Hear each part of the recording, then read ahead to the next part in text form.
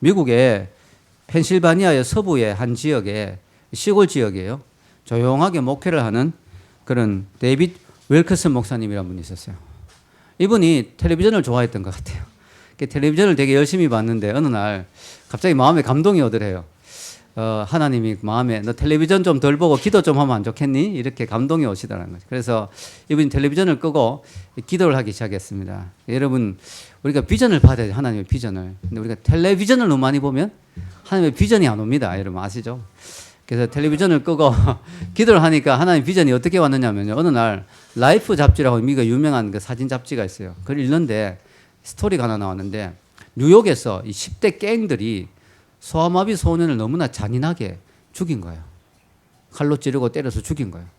그걸 이제 그 소년들이 잡혔어요. 그 소년들을 보는데 사진으로 갑자기 이 목사님의 마음에 엄청난 감동과 눈물이 막 나기 시작하는 거예요. 이 소년들이 너무 불쌍하다는 생각이 드는 거죠. 잔인한 10대 깡패지만 뭘 모르고 그러는 거 아니에요. 그죠? 너무 불쌍하다는 생각이 들어요. 그런데 갑자기 하나님의 음성이 들립니다. 너가 가서 그 아이들에게 복음을 전해라. 뉴욕의 깡패들에게 예수님을 전해라. 이 정말 말도 안 되는 거죠. 시골의 촌 목사님이 무슨 뉴욕의 그 거친 깡패 아이들에게 어떻게 복음을 전하겠습니까? 잘못하면 칼 맞아 죽는 거죠. 그런데 성령의 감동이 너무나 강하게 왔어요. 이분이 뉴욕으로 갑니다. 정말로. 가서 10대들을 만나면서 복음을 전하기 시작한데 뭐 너무나 힘들었죠. 그런데 성령님이 강력하게 역사하시니까요. 그 10대들이 마약을 끊고 폭력 조직에서 나오고 하면서 하나씩 둘씩 십자가 앞에서 거꾸러지기 시작해요. 복음의 능력으로 변화되기 시작합니다. 너무나 놀라운 이야기죠. 그래서 이분의 스토리가 책으로 나왔어요. 십자가와 칼. 그런 원래 옛날에 제가 그 책 읽었을 때 십자가와 깡패였거든요. 그런데 최근에 제목이 바뀌어서 십자가와 칼로 새롭게 나왔어요. 저는 옛날 제목이 더 좋더라고요. 어쨌든 십자가와 칼이 나왔는데 이 책이 얼마나 유명한 책이 되냐면 1,500만 부 이상이 팔렸습니다. 그리고요. 이 목사님의 사역이 점점 확대됩니다. 그래가지고 이 10대들은 도전받는 거 좋아하잖아요. 도전하는 거. 그래가지고 틴 챌린지라고 해서 10대에게 도전합니다. 인생을 너 이렇게 살면 안 된다. 새롭게 한번 살아보지 않겠니? 그런 틴 챌린지라는 이 단체가 만들어져 가지고요. 전 세계 101개국에 450개가 넘는 틴 챌린지 단체. 나중에는 월드 챌린지라는 이름이 바뀌었지만 하여튼 단체가 만들어져서 10대들을 엄청나게 변화시키고 놀라운 역사를 일으킵니다. 정말 놀라운 일이 일어난 거죠. 그리고요, 이분이 전도가 막 돼가지고요. 사람들이 막 몰려드니까 교회가 필요하다 이래가지고 뉴욕에 브로드웨이 아시죠? 그 유명한 화려한 브로드웨이 그 극장을 빌립니다. 극장을. 거기서 예배를. 제가 꿈꾸는 모습인데 저도 대학가에 극장을 빌려서 좀 우리 교회가 부흥되면 좀 했으면 좋겠다 이런 마음을 좀 가지고 있는데 이분이 막 그 하는데 막 예배가 공연이죠. 막 막이 올라가면 막 거기서 엄청난 찬양과 막 멋진 그런 공연과 함께 예배가 이제 이루어지는데 이 교회에 이제 부목사님들이 보면 대부분이 한때 홈리서였다든가 한때 마약 중독자였던가 이런 분들이 다 변화돼 가지고 그게 부목사로 막 섬기고 있는 거예요. 그게 이제 이 분들이 교회가 점점 더 잘 돼 가지고요. 나중에 돈이 많아져 가지고 헌금이 많아져가 아예 그 건물을 사버렸어요. 뮤지엄이 아니죠. 뮤직 콘서트를 사가지고 아예 그 건물을 교회로 바꾸어가지고 지금도 전 세계 100개국이 넘는 사람들이 뉴욕에 가면 꼭 찾아가 봐야 되는 교회 8,000명이 넘는 사람들이 예배를 지금도 드리고 있습니다. 그리고 이 목사님은 하나님 부르셔서 가셨습니다. 주님 앞에 가셨는데요. 정말 놀라운 이야기죠. 어떻게 이런 일이 일어날 수 있을까? 시골교회 목사님이 뉴욕의 그 거친 10대들 깡패한테 가서 예수님을 전하면 칼 맞아 죽기 쉬운데 그죠? 어떻게 이런 일이 일어날 수 있을까? 그것은 정말 칼보다 더 강한 복음의 능력, 바로 십자가의 능력. 그들이 십자가를 통해서 거듭나는 역사가 일어났기 때문에 제가 지난주에 거듭남에 대해서 말씀을 드렸잖아요. 거듭남의 역사가 일어났기 때문에 이런 놀라운 일이 난 것으로 믿습니다. 그래서 여러분 오늘 여러분 이 시간 다시 한번 이 십자가의 능력, 예수님의 그 구원의 능력, 하나님의 그 복음을 다시 한번 생각하는 시간이 되기를 원합니다. 여러분 오늘 성경에 우리가 너무나 잘 아는 말씀이 나오죠. 요한복음 3장 16절. 너무너무 유명한 말씀이죠. 같이 한번 읽어볼까요? 하나님이 세상을 이처럼 사랑하사 독생자를 주셨으니 이는 저를 믿는 자마다 멸망치 않고 영생을 얻게 하려 하심이니라. 아멘. 이 요한복음 3장 16절은요. 주일학교 가면 제일 먼저 배우는 찬송이 요한복음 3장 10 하나님이 세상을 이처럼 사랑하사 아시죠? 그죠? 근데 이게 되게 재밌더라고요. 숫자로 다 되더라고요. 하나님이 세상을 이처럼 사랑하사 독생자를 주셨으니 누구든지 저를 믿으면 멸망하지 않고 영생을 얻으리로라. 요한복음 3장 16절 이렇게 숫자로 막 다 되는 거예요. 그래가지고 아이들이 또 재밌으니까 잘 외우죠. 그래서 우리가 선교사님들이 복음을 전할 때도 선교지에 가서 제일 먼저 번역하는 성경 구절이 요한복음 3장 16절이죠. 마틴 루터가 복음 중에 복음이라 그랬어요. 성경 복음서가 있는데 복음 안에서도 제일 복음이다. 그래서 요한복음 3장 16절만 있으면 성경 전체를 설명할 수 있는 그런 말씀이죠. 그래서 심지어는 성경이 이 세상에는 모든 성경이 다 불타 없어지더라도 요한복음 3장 16절만 기억되어진다면 복음은 망하지 않는다. 하나님의 십자가의 사랑은 전해질 수 있다. 이렇게 말할 정도로 엄청난 말씀입니다. 저는 니고데모가 밤에 찾아온 게 너무 고마워요. 안 찾아왔으면 예수님이 이런 이야기 안 했을 텐데, 또 니고데모가 금방 이해했으면 이런 말씀 안 했을 텐데, 니고데모가 영적으로 빨리 깨닫지 못한 게 너무 감사하더라고요. 여러분, 하나님의 사랑이 어떤 사랑이냐고요? 물어보시면 하나님이 어떤 분입니까? 하나님은 사랑입니다. 어떤 사랑입니까? 자기 아들을 우리를 위해서 주실 정도의 사랑이다. 여러분, 얼마나 큰 사랑입니까? 여러분, 부모의 사랑을 깨닫지 못한 자녀는 뭐가 되죠? 뭐가 됩니까? 불효자가 됩니다. 불효자. 불효자는 웁니다. 뭐 이런 노래도 인가 뭐 이렇죠. 불효자는 결국 울게 돼요. 왜냐하면 인생이 허무해져요. 예, 부모님을 진정으로 효를 하지 못하면 그 인생이 참 비참한 인생이 되죠. 여러분, 부모님의 사랑을 모르는 자는 불효자가 되듯이 하나님의 사랑을 모르는 사람은 참으로 본인의 인생도 불행해지고 하나님의 마음도 너무나 아파하게 하는 그런 인생이 되는 것입니다. 여러분, 하나님의 사랑을 알아야 돼요. 여러분, 하나님이 자기 아들을 주셨어요. 이 사랑 앞에서는 정말 우리가 할 말이 없죠. 부모가 돼보면 알 수 있습니다. 부모가. 여러분, 부모가 돼보면요, 어떤 걸 알 수 있냐면 자식이 아프면 부모가 더 아픕니다. 여러분, 자식이 죽으면 부모가 더 아픕니다. 차라리 자기가 죽는 게 더 좋아요. 자녀들에게 뭐 걱정해가 막 이야기하면 자녀들은 내 인생 내가 알아서 한다. 뭐, 아프면 내가 아프지 뭐 엄마가 아픈 거야 이렇게 말하지만 아니에요. 부모가 더 아파요. 예. 차라리 자기가 죽는 게 더 좋아요. 여러분, 그게 부모의 마음이잖아요. 하나님이 자기 아들을 내놓아서 그 끔찍한 십자가에 고통을 당하게 하고 죽게 하는 그 하나님의 마음은 얼마나 아플까요? 이 사랑을 알아야 되죠. 그래서 성경은 하나님이 세상을 사랑하는데 어느 정도 사랑했냐? 이처럼 사랑했다. 이처럼의 뜻은 자기 아들을 줄 정도로 사랑했다. 아멘. 자기 아들을 내놓을 정도로 사랑했다. 이 사랑 앞에서 여러분 변화되지 않을 인생이 어디 있습니까? 이 사랑을 정말 안다면 거꾸로지지 않을 인생이 어디 있겠어요? 그 무시무시하고 흉복한 10대 깡패들도 뒤집어질 수밖에 없죠. 왜냐하면 하나님의 이 사랑을 안다면, 이 엄청난 사랑을 안다면. 하나님이 우리를 위해서 투자했죠. 자기 아들을 내놓았죠. 여러분, 정말 우리는 값을 치른 것만큼 그 가치가 있잖아요. 우리가 시계를 1,000원 주고 샀다면 1,000원어치 가치밖에 없고 1억짜리 시계를 1억을 돈을 치르고 샀다면 1억짜리 가치가 있는 시계죠. 하나님이 우리를 자기 아들의 값을 치러서 사셨기 때문에 우리는 정말 가치 있는 인생이죠. 하나님이 세상을 이처럼 사랑하사. 이게 남의 이야기 같아요. 세상을 그러니까 와닿지가 않아요. 자기 이름을 넣어보세요. 하나님이 라원기를 이처럼 사랑. 지금 한번 자기 이름을 넣어서 한번 읽어보겠습니다. 시작. 하나님이 라원기를 이처럼 사랑하사 독생자를 주셨으니. 네. 하나님이 라원기를 이처럼 사랑하사. 여러분, 우리는 하나님이 세상을 사랑했다면 막연하게 생각하지만요, 그렇지 않아요. 하나님이 여러분을 이처럼 사랑했다는 거죠. 하나님이 이 세상을 구원할 사람이 여러분 한 사람밖에 없었어도 자기 아들을 보내셨을 거라는 사실을 기억해야 됩니다. 오늘 성경 요한복음 3장 16절 다시 한번 읽어볼까요? 시작. 하나님이 세상을 이처럼 사랑하사 독생자를 주셨으니 이는 저를 믿는 자마다 멸망치 않고 영생 얻게 하려 하심이라. 아멘. 하나님이 아들을 주신 이유는 아들을 믿어서 멸망하지 않고 영생을 얻게 하려고 주셨다는 거죠. 이걸 뒤집어 이야기하면 뭘까요? 아들을 믿지 않으면, 아들이 없으면, 하나님의 아들을 받아들이지 않으면 어떻게 된다고요? 멸망한다. perish. 멸망한다. 망해버린다. 끝난다. 지옥에 간다. 비참한 인생이 된다. 왜 그렇습니까? 왜 하나님의 아들이 없으면 우리는 다 멸망합니까? 그것은 우리가 죄인이기 때문이죠. 하나님은 사랑이지만 동시에 하나님은 공의로운 분이기 때문에 죄는 반드시 심판하셔야 됩니다. 그래서 우리가 하나님의 아들이 없다면, 우리 죄 문제가 해결되지 못하고 하나님 앞에 간다면 우리는 우리 죄에 대한 모든 값을 치러야 됩니다. 여러분, 우리 인간은요, 죄를 지어서 그때부터 죄인이 되는 게 아니에요. 죄인으로 태어났기 때문에 자연스럽게 죄를 짓는 거예요. 사과나무기 때문에 자연스럽게 사과가 열리듯이 죄를 지었기 때문에 죄인이 된 게 아니라 죄인이기 때문에 자연스럽게 죄가 지어지는 거예요. 죄는 정말 너무 자연스럽죠.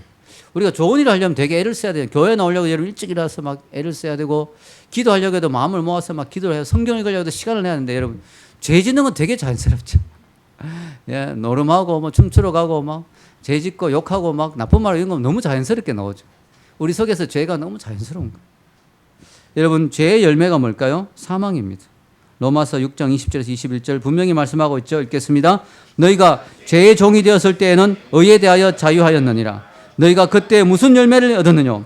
이제 너희가 그 일을 부끄러워하나니 이는 그 마지막이 사망임이니라. 아멘. 죄의 열매는 사망이다. 우리가 죄인으로 태어나서 죄를 생각하고 죄를 말하고 죄를 짓고 죄를 뿌리고 심고 하다가 열매 맺는 거두는 그 결과는 사망이다. 여러분, 저는요, 인간이 죄인이라는 사실이 옛날엔 잘 안 믿어졌어요. 왜냐하면 제가 그래도 조금 착하게 살았거든요. 근데 저도 보니까 죄가 많더라고요.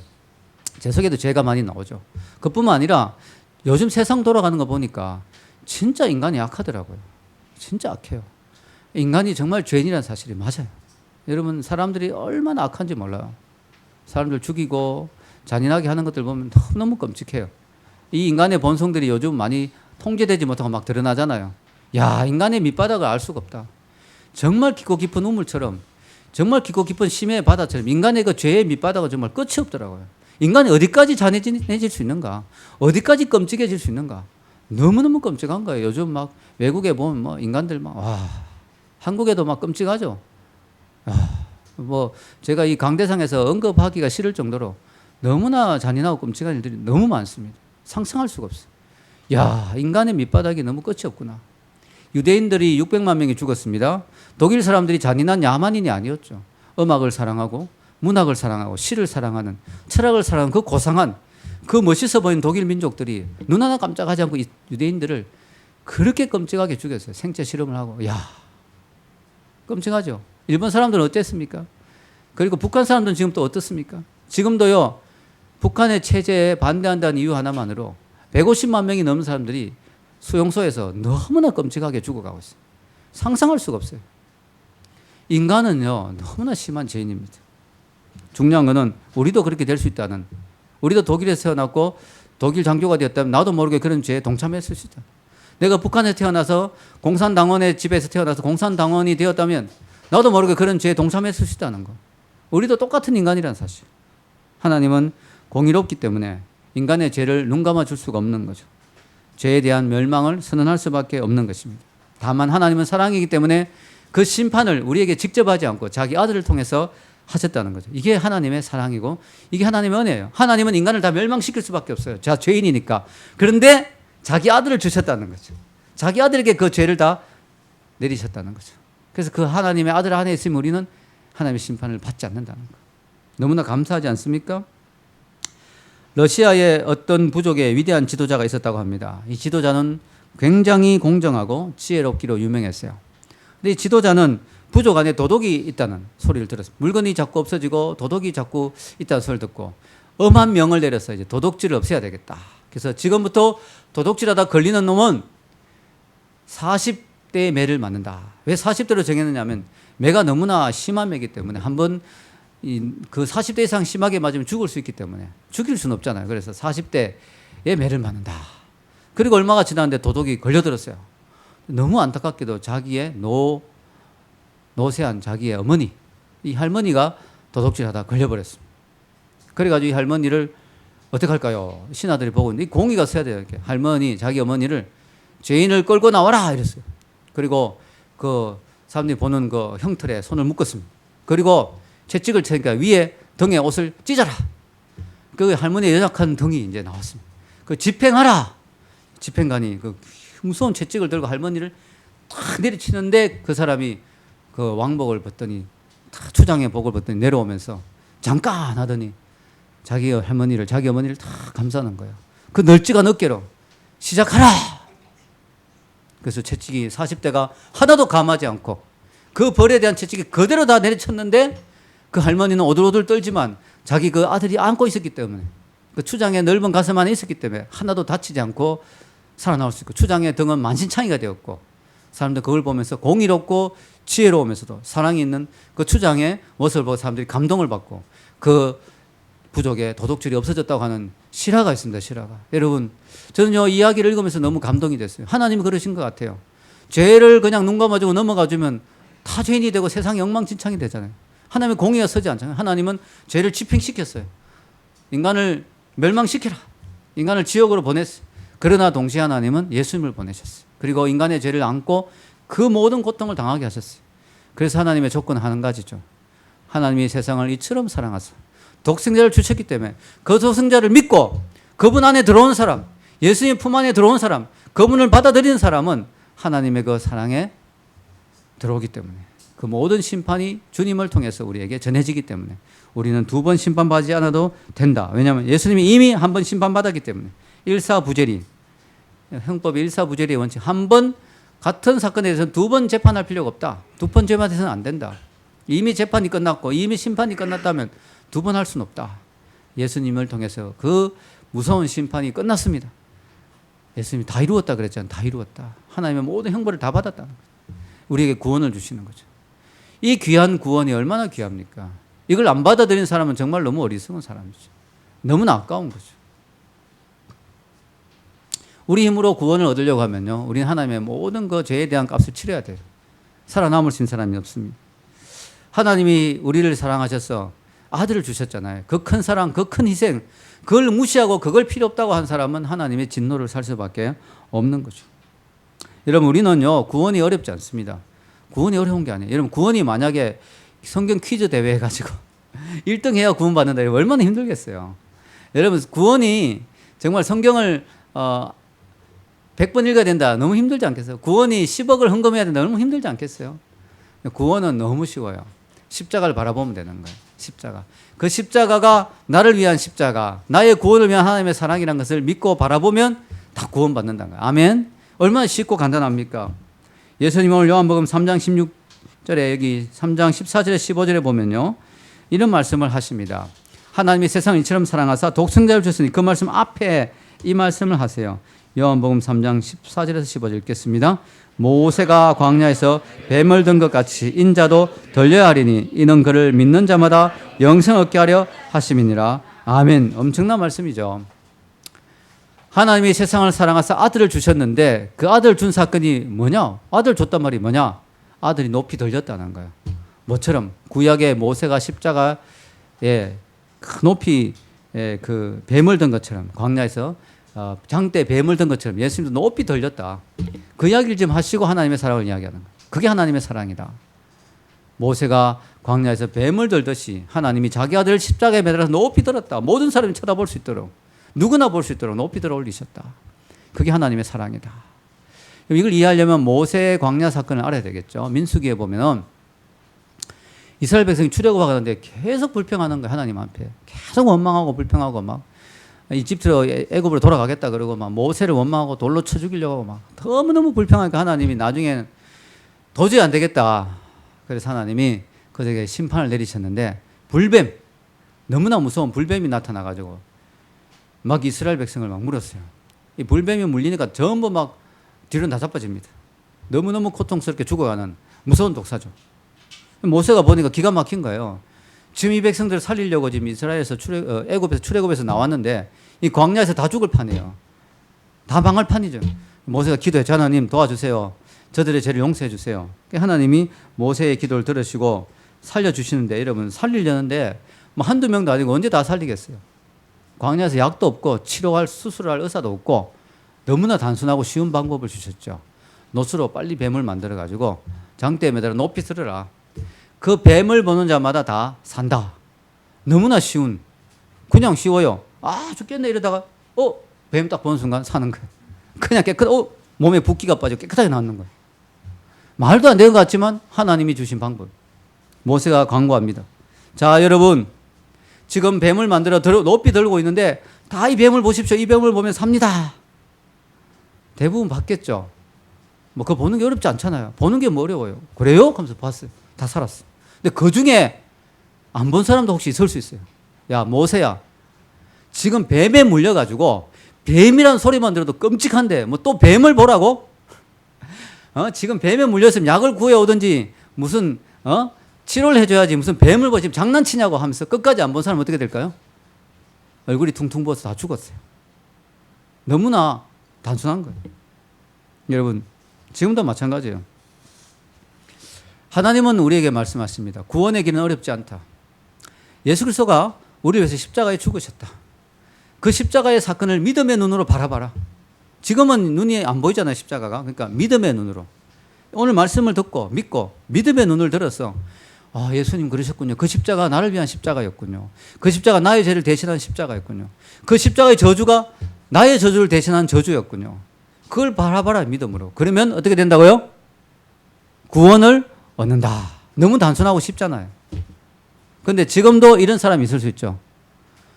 구원이 뭐 그렇게 단순합니까? 구원을 하려면 고행을 하든지 수도를 하든지 돌을 닦든지 자기 수련을 하든지 해야지 어떻게 십자가를 보는 것만으로 구원받습니까? 그리고 십자가 자체가 끔찍한 사형틀 아닙니까? 뭘 구원을 주려면 뭐 멋있는 걸 가지고 주셔야지. 그 십자가가 그 끔찍한 사형틀인데 그 죄의 상징, 저주의 상징인데 그걸 본다고 어떻게 우리가 구원받습니까? 이렇게 말하는 사람은 다 죽는 거예요. 죽어야 되는 거예요. 여러분 쉽죠? 단순하죠? 오늘 예수님이 그 이야기 하시는 거예요. 구약의 모세가 광야에서 뱀을 들었을 때 본 사람이 다 살았듯이 너도 믿음의 눈으로 예수님을 앞으로 내가 십자가에 달릴 거다. 미리 예언하시는 거예요. 앞으로 내가 높이 들릴 거다. 그거는 십자가다. 그 십자가를 바라보면 노뱀을 본 사람들이 살듯이 다 산다. 저주의 상징이라고 생각하고 외면하지 말라. 그 십자가 구원이다. 여러분 지금도 사람들이 십자가 이야기하면요 멋있게 생각 안 해요. 이거 끔찍한 십자가. 그 저주의 상징. 그거 봐가 뭐 된다고. 그런 사람 다 죽는 거예요. 1850년 1월 6일 영국의 콜체스터 시는 심한 눈보라로 인해서 도시 전체가 마비가 됐습니다. 한 10대 소년이 교회에 가고 싶은데 눈이 너무 많이 와서 교회 갈 수가 없었어요. 그래서 늘 가던 자기 교회가 아닌 집 앞에 있는 아주 가까운 조그마한 교회에 들어가서 예배를 드리게 됩니다. 그 교회는 목사님이 마침 출타해가지고 목사님도 안 계셨어요. 근데 예배를 드리는데 목사님이 안 계시니까 평신도 지도자가 남루한 행색으로 서서 말씀을 전하는데 이분이 뭐 설교도 잘 못해요. 그냥 성경 한 구절 읽습니다. 이사야서 45장 22절 읽겠습니다. 땅 끝에 모든 백성아 나를 앙망하라. 그리하면 구원을 얻으리라. 아멘. 앙망한단 말이 바라본다는 거죠. 이분은 설교도 뭐 시원찮아요. 그냥 그 말만 계속 되풀이해요. 여러분 하나님이 자신을 바라보는 자에게 구원을 준다고 했습니다. 하나님을 바라보십시오. 예수님의 십자가를 바라보십시오. 바라보는 데는 대학 교육도 필요 없습니다. 바라보기 위해서는 무슨 어려운 훈련을 받을 필요도 없습니다. 바라보는 거 얼마나 쉽습니까? 그냥 바라보십시오. 예수님의 십자가만 바라보십시오. 하다가 갑자기 구석에 있는 그 소년을 봤어요. 소년, 자네는 좀 피곤해 보이는구만. 자, 지금 눈을 들어 예수님의 십자가를 바라보게. 지금 바로 바라보게. 그 말을 듣는 순간에 그 소년의 마음에 엄청난 감동이 왔어요. 이 소년은 아버지가 목사님, 할아버지가 목사님. 믿음으로 어릴 때부터 자랐는데 자기 믿음이 아직까지 없었어요. 구원의 확신이 없었어요. 근데 그 말을 듣는 순간 그냥 늘 들어왔던 그 십자가가 갑자기 믿음으로 자기 가슴에 와닿는 거예요. 그렇구나. 그분의 십자가가 바로 나를 위한 십자가구나. 내가 그걸 믿음으로 바라보면 구원받는구나. 그 순간 그 소년은 그 자리에 회심을 경험하게 됩니다. 그 소년이 누굴까요? 역사상 가장 위대한 설교자로 일컬은 바는 스펄전 목사님이었습니다. 스펄전 목사님의 회심 사건이 바로 그렇게 일어난 거죠. 지금도 스펄전 목사님을 회심시킨 그 평신도 설교자가 누군지 몰라요. 선곡가면 알겠죠. 참 놀랍죠, 그죠? 예. 여러분, 요한이 요한복음에서 이렇게 이야기합니다. 예수님이 이 땅에 오신 이유는 요한복음 3장 17절 읽겠습니다. 하나님이 그 아들을 세상에 보내신 것은 세상을 심판하려 하심이 아니오 저로 말미암아 세상이 구원을 받게 하려 하심이라. 아멘. 여러분, 예수님이 앞으로는 세상을 심판할 거예요. 분명히. 부활하신 이후에 재림하시면 세상을 심판. 지금은 예수님이 은혜의 시대예요. 즉 지금은 심판주로 우리에게 오시는 게 아니라 구원주로 오시는 구원주로. 지금 예수님 우리 세상을 구원하길 원하세요. 지금 예수님을 믿으면 우리는 구원을 받습니다. 근데 지금 예수님을 거절하면 나중에 예수님을 심판주로 만나야 돼요. 그러면 그때는 심판의 자리에 가게 되는 거죠. 아직까지 이 자리에 혹시 한 분이라도 예수님을 마음에 믿음으로 믿고 받아들이지 않은 분이 있습니까? 그렇다면 이 시간에 십자가를 믿고 받아들이시기 바랍니다. 아멘. 이런 하나만 더 이야기하고 마치겠습니다. 오늘 예수님은 이런 이야기를 하세요. 예수님을 통해서 세상이 두 개로 나누어진다. 빛과 어둠으로 나누어진다. 빛에 속한 사람, 어둠에 속한 사람. 그렇게 이야기해요. 빛이 어둠을 만들진 않는데 빛이 비치면 어둠이 생겨요. 왜냐하면 그늘이 생기거든요. 빛이 딱 비추면요 반드시 그 뒤에 그늘이 생기잖아요. 예수님이 빛이신데 예수님 오시면요 빛만 있는 게 아니고 그늘이 있어요. 즉 예수님을 끝까지 안 받아들이고 배척하는 사람들이 있더라는 거예요. 예수님이 말씀하십니다. 빛이 있고 어둠이 있다. 빛에 속한 사람이 있고 어둠에 속한 사람이 있다. 그런데 3장 18절에 뭐라고 이야기하시느냐 읽겠습니다. 저를 믿는 자는 심판을 받지 아니하는 것이요 믿지 아니하는 자는 하나님의 독생자 이름을 믿지 아니하므로 벌써 심판을 받은 것이니라. 아멘. 이 말이 좀 어려워요. 그죠? 아니 심판은 나중에 예수님이 재림하실 때 심판이 있는데 벌써 예수님을 안 믿었다고 벌써 심판을 받는다? 이 심판이라는 단어를 판단이라는 단어로 이렇게 이해하면 좀 쉽습니다. 무슨 말이냐면요. 우리가 예수님을 어떻게 대하느냐에 따라 그 사람이 예수님에 속한 사람이냐 속하지 않은 사람이냐, 다시 말하면 빛에 속한 사람이냐 어둠에 속한 사람이냐가 벌써 판단이 된다는 거죠. 벌써 심판이 된다는, 벌써 판결이 난다는 거죠.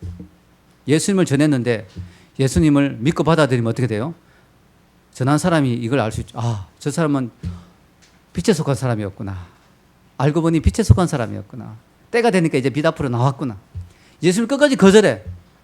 저 사람은 마귀에 속했구나. 어둠에 속했구나. 멸망의 자식이구나. 그걸 알 수 있는 거예요. 그게 예수님을 통해서 판단이 되어진다는 거예요. 예수님이 그런 판단을 하게 만드는 기준이 된다는 거죠. 우리가 사람이 딱 보면 쟤는 지옥 갈 사람, 천국 갈 사람 우리 잘 모르잖아요. 얼굴만 봐가지고. 근데 예수님을 어떻게 받아들이냐에 따라서 보면 판단이 되는 거예요. 아, 쟤는 어둠에 속했구나. 쟤는 지옥 갈 사람이구나.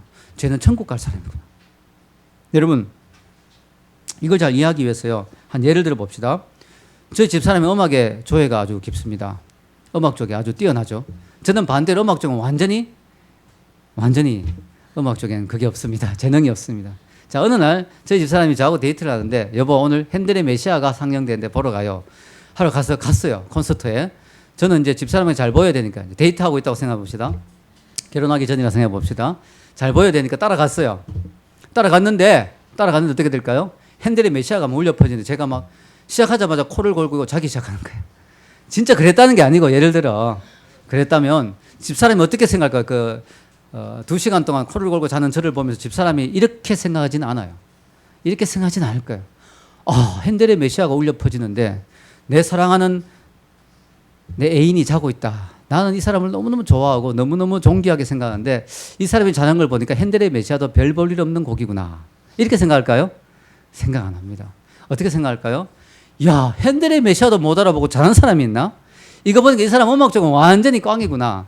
이 사람 정말 실망했다. 이 사람이 내가 이 사람하고 헤어질 수는 없지만 그래도 음악 쪽에 대해서 앞으로 이야기 안 해야 되겠구나. 이렇게 생각할 거 아니에요? 그렇죠, 그죠? 마찬가지예요. 여러분, 우리가 피카소 그림을 유명하다고 이야기합니다. 여러분, 피카소 그림은요, 딱 보면요, 우리 이해가 안 돼요.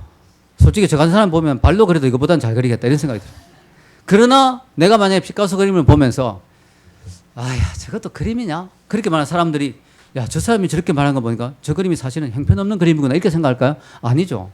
저를 보면서 피카소 그림도 못 알아보고 참 무식하구나. 그렇게 생각해요. 왜 이런 일이 일어날까요? 그래서 왜 그러냐면요. 피카소 그림이나 핸델의 메시아는요, 이미 검증이 끝난 거예요. 역사적인 작품으로, 명작으로 이미 모든 사람들에게 검증이 끝난 겁니다. 그래서 지금 우리가 핸델의 메시아 보고, 에이, 왜 이렇게 시시하냐, 이렇게 말하면 그 곡이 시시해지는 게 아니고 우리가 시시해져 버리는 거예요. 피카소 그림을 보고 저것도 그림이냐라고 하면은 그 그림이 그 순간 시시해지는 게 아니고 우리가 그림도 못 알아보는 아주 무식한 사람이 되는 거예요. 왜냐하면 피카소 그림이나 핸델의 메시아 같은 경우는 이미 인류 역사에 이미 위대한 작품으로 검증이 끝난 거예요. 예수님도 그런 분이라는 사실을 자기가 지금 이야기하는 거예요. 예수님 하나님의 아들이기 때문에 사람들이 예수님을 보고 예수가 시시하다. 아, 무슨 기독교가 예수 저거 엉터리야. 이렇게 말한다고 예수님이 시시해지는 게 아니라 그 말 함으로 말하면 그 사람이 영적인 수준이 확 떨어지는 사람으로 정말 예수님도 못 알아보는 어둠에 속한 사람으로 드러나 버린다는 거예요. 판단이 된다는 거죠. 그걸 지금 예수님이 말씀하시는 것입니다. 참 엄청난 이야기죠. 예수님은 온 인류를 판단하는 시금석이 된다는 거예요. 예수님을 어떻게 알아보느냐, 예수님을 어떻게 대하느냐에 따라서 그 사람이 영적 어떤 수준의 사람이냐가 판단이 난다는 그 이야기를 지금 예수님이 하시는 거예요. 요한복음 3장 19절 읽어볼까요? 그 정죄는 이것이니 곧 빛이 세상에 와서되 사람들이 자기 행위가 악함으로 빛보다 어두움을 더 사랑한 것이니라. 아멘. 정죄가 영어로 verdict, 즉 판결, 판단이 돼버렸다. 빛이 왔는데 빛에 속한 사람은 어떻게 될까요? 난 빛이 너무 좋아.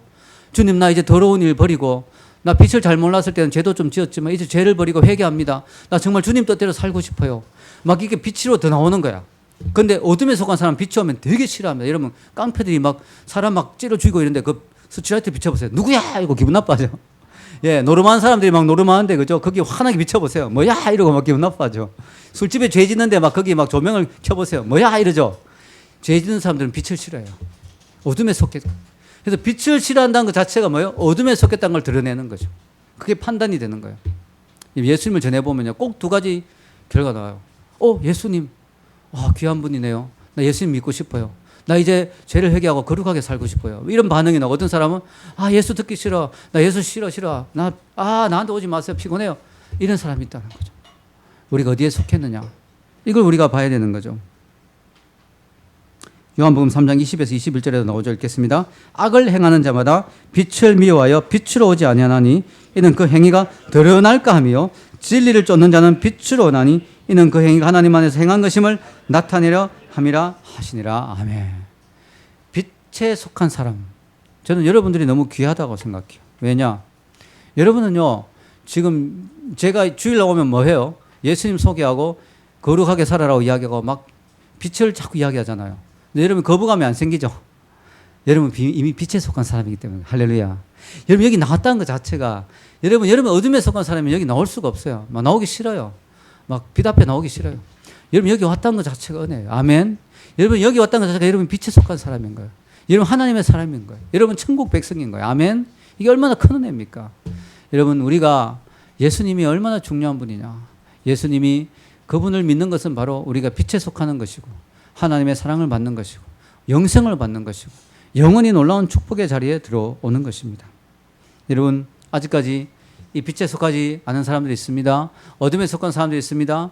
정말 마귀의 자식이기 때문에 어둠에 속한 사람도 있지만 그 빛이 얼마나 소중한지 몰라서 나오지 못한 사람도 있고요. 눈이 영적 어두워져서 빛을 못 알아보는 사람도 있습니다. 여러분 우리가 그 빛을 더 증거해야 되죠. 빛을 제대로 증거하면 어두웠던 사람, 빛을 잘 몰라서 못 나왔던 사람들은 반응할 거예요. 그러나 진짜 마귀의 자식들은 더 싫어하고 우리를 핍박하고 죽이려고 할 거예요. 그건 어쩔 수 없는 거죠. 우리가 이 빛을 증거해야 됩니다. 여러분이 빛에 속했다는 것 자체가 축복입니다. 이 은혜에 감사하면서 하나님의 빛의 자녀로 살아가는 여러분이 되시기를 축원합니다. 기도하겠습니다.